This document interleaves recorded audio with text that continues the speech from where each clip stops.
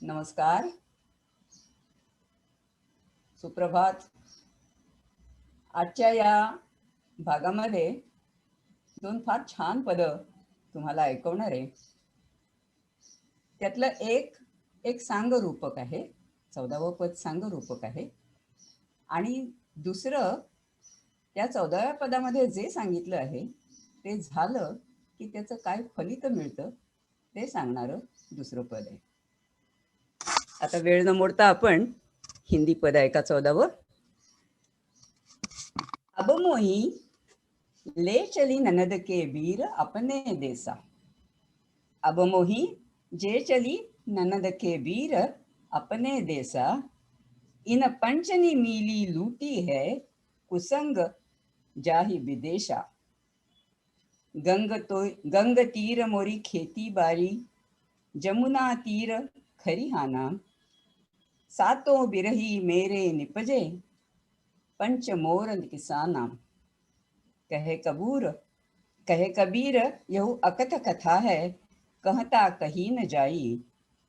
सहज भई जिहि उपजे, ते रमी रहे रमाई.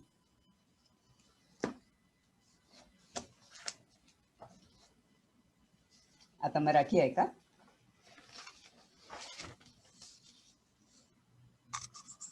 आता रे नंदेच्या भावा, आता रे नंदेच्या भावा, ने मला तू आपुल्या गावा. पाचांनी या लुटले पुरते, येथ रे कुसंगात भलत्या. शिवार माझे गंगे काठी, यमुना तिरी कोठार. पिकती साती धान्ये तेथे, पाच राबती मोर. कबीर म्हणे ही सांग वेचना, गोष्ट असे अकथ. समाऊनी रामात नांदती, उगवे सहज शेत तेथ. या 14व्या पदाची सुरुवात नंदेच्या भावा अशा अतिशय गोड संबोधनाने होते. भारतीय स्त्री पतीशी बोलताना पतीचं नाव न घेता आडवळणाने त्याला इतर नातेसंबंधांच्या उल्लेखाने हाक मारते, हे आपण 13व्याही पदामध्ये बघितलं होतं. या पदातली कबीररूपी पत्नी देखील ईश्वराला नंदेच्या भावा असं संबोधून त्यानं त्याच्या घरी घेऊन जावं म्हणून विनवीत आहे. त्यात जशी मिलनाची ओढ आहे तशीच एक विनयसुलभ शालीनता आहे. कबीरांचे काव्यगुण असेच भडकपणी डोळ्यात भरत नाहीत, शालीनतेने अर्थासोबत सहज गुंफलेले दिसतात. या संदर्भामध्ये मला कवी कुलगुरू कालिदासांनी केलेल्या पार्वती परमेश्वराचं वागर्थमेव संपृक्तो असं वर्णन आठवतं. वाक आणि अर्थ, शब्दाचा ध्वनी आणि त्यांनी होणारा बोध हे जसे एकमेकांपासून स्वतंत्रच नसतात, तसेच पार्वती परमेश्वर, शिव आणि शक्ती एकरूप असतात असं कालिदास रघुवंशाच्या आरंभी म्हणतात. तसाच प्रत्यय कबीरांच्या वाणीमध्ये येतो. त्यांचं काव्य त्यांच्या वाक्यांबरोबर सहज स्फूर्तपणे उमटतं. या पदामधलं सांगरूपकही असंच अर्थवाहीपणामुळे वेधक बनलंय. इथे कबीररूपी पत्नी ईश्वराला विनवते आहे की पंचेंद्रियांच्या भोगलिप्सेमुळे कुसंगतीमध्ये ती पूर्ती लुटली गेली आहे, तर त्याने तिला सत्वर नांदवण्यासाठी आपल्या घरी घेऊन जावं. खरं तर 7 धान्य पिकवणारं तिचं हे शिवार आहे. म्हणजे हा देह अस्थि, मज्जा, रस, रक्त, मांस, मेद आणि शुक्र या सप्तधातूंनी बनलेलं शरीर. हे शेत चांगलं प्रशस्त स्वस्थ आहे. तिचं ऊर्जेचं कोठारही समृद्ध आहे, कारण 5 कर्मेंद्रिय तिथे भरपूर काम करतात. इडा आणि पिंगला रूपी गंगा जमुनांचं पाणी सिंचनासाठी मुबलक उपलब्ध आहे. मात्र या नद्यांचा सुषुम्ना रूपी सरस्वती नदीशी जिथे संगम होतो, त्या आज्ञाचक्रातील अकथ त्रिकोणाच्या ठिकाणी जेव्हा वृत्ती लय पावतात, राममय होतात, तेव्हाच हे सहजाचं शेत तरारून पिकतं. किती सुंदर उपमा आहे पहा, सहजाचं शेत. परंतु हे सगळं कसं काय होतं हे शब्दांच्या सीमा ओलांडून सांगावं समजावं लागतं. म्हणून कबीर म्हणतायत की ही गोष्ट अकथ, अवर्णनीय, अनिर्वाच्य आहे. तर त्या 14व्या पदामध्ये आपण सहजाचं शेत तरारून आलं की कसं सुंदर समृद्ध असं आयुष्य होऊन जातं ते पाहिलं. आता त्याचंच पुढचं फलित काय आहे ते आपण 15व्या पदामध्ये हिंदीमध्ये आधी ऐका. अब हम सकल कुशल करी माना, स्वांति भई तब गोविंद जाना, तन में होती कोटि उपाधि, उलटी भई सुख सहज समाधि, जमचे उलटी भया है राम, दुख बिसऱ्या सुख किया विसराम, बैरी उलटी भये हैं मीता, साशत उलटी सजन भय चीता, आपा जानी उलटी ले आप, तो नहीं व्यापे तीनों ताप, अब मन उलटी सनातन हुआ, तब हम जाना जब जीवत मुआ, कहे कबीर सुख सहज समाऊं, आप न डरो न और डराऊं. आता याचं मराठीमध्ये ऐका.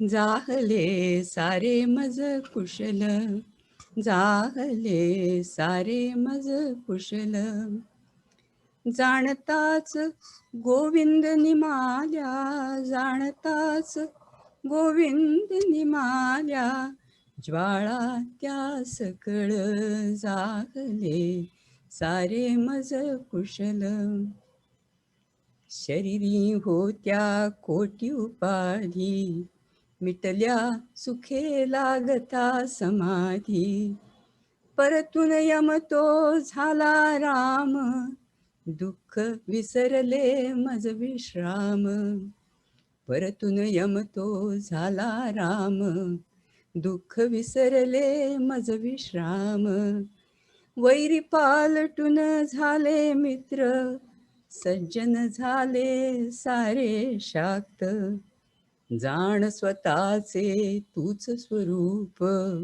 नातर छळतील तिन्ही ताप, मन उलटून जाहले चिरंतन, उमगले मला जीवन मृतपण, मन उलटून जाहले चिरंतन, उमजले मला जीवन मृतपण, कबीरा सुखे सहजी रहिवास, कबीरा सुखे सहजी रहिवास, निर्भय तो न भिववी कोणास, निर्भय तो न भिववी कोणास. पद वाचता वाचता आपल्यालाही वाटायला लागतं की अशी अवस्था आपल्याला लाभली तर किती बरं होईल. सुख समाधी लागून एक निरंतर विश्रामाची स्थिती, एक अशी साम्यावस्था, असा समरसपणा की सगळं विश्व आपलं आप्त स्वकीय वाटू लागावं आणि त्या सहजावस्थेमध्ये कबीरांसारखेच आपणही रममाण होऊन जावं. सगळे लोभ क्षोभ व्याप ताप संपून जावेत, मी तू पण गळून स्वरूपयोग जुळावा, जीवभाव ओलांडून चिरंतन सहज सहज अवस्थेमध्ये रहिवास घडावा, असं मनोराज्य आपणही करून पाहतो. पण मग खरकन जमिनीवर येऊन आत्याबाईंना मिशा असत्या तर त्यांना काका म्हटलं असतं. या म्हणीचा प्रत्यय येतो. काका म्हणून घ्यायचं तर मिशा हव्यातच आणि बाईलपणा चालणार नाही. तशाच प्रकारे कबीरांसारखे अनुभव हवेत तर नुसतं दिवा स्वप्न बघून भागणार नाही. ईश्वर तत्वाची खरी खुरी परिपूर्ण ओळख पटल्यानंतरच कबीरांच्या या पदातल्या स्थितीचा अनुभव स्थिरावला. हेच पहिल्या 2 ओळींमध्ये त्यांनी सांगितलंय. गोविंद रूप जाणून घेतल्यावरच सारं कुशल मंगल झालं. भवताप ओसरला निमाला, कारण जीवभाव संपुष्टात आला. शरीराची शुद्धच उरली नाही, मग देहाच्या सुखदुःखाची आपोआपच तमा राहिली नाही. म्हणून मग यम आणि राम एकच झाले. हे प्रतीत झालं. जीवन मरण मित्र शत्रू आपला परका हे सगळे द्वंद्व त्या जीवनमृत स्थितीमध्ये उरतच नाही. मात्र ती जीवनमृत अवस्था गाठणं ही अतिशय अवघड वाटचाल आहे. त्यासाठी अंतर्मुख होऊन मी कोण आहे आणि हे दृश्य काय आहे, या दोन्ही प्रश्नांची उकल शोधावी लागते. मी कोण आहे आणि हे दृश्य काय आहे. कबीर एका साखीमध्ये म्हणतात, आग शब्द भाजत नाही, आग शब्द भाजत नाही, जोवरी पडेना निखाऱ्यावरी पाय. तसं निव्वळ शब्दांच्या किंवा तर्काच्या पातळीवर आत्मा परमात्मा एक आहेत हे बोलून सांगून बिंबवणं फोलच आहे. तो सदा सर्वदाचा योग जुळतो तेव्हाच स्वरूपबोध होतो. योग वाशिष्ठामध्ये वशिष्ठ ऋषी रामाला अनेक प्रकारे बोध करून सांगतात की चित्रातल्या आगीमध्ये काही राग नसते.